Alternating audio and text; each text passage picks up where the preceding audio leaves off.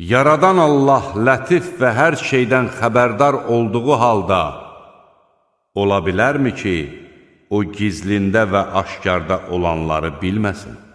Yeri sizin ixtiyarınıza verən odur. Onun hər tərəfində gəzin və Allahın ruzisindən yeyin. Qayıdış da onadır. Göydə olanın sizi yerə batırmayacağına əminsinizmi? O zaman yer hərəkətə gəlib titriyəcəkdir. Ya da ki, göydə olanın üstünüzə daşlar yağdırmayacağına əminsinizmi? Siz mənim xəbərdarlığımın necə nəticələr verdiyini biləcəksiniz. Müşriklərdən əvvəlkilər də bunu yalançı hesab etmişdilər. Görəydim mənim onları həlak etməyim necə oldu?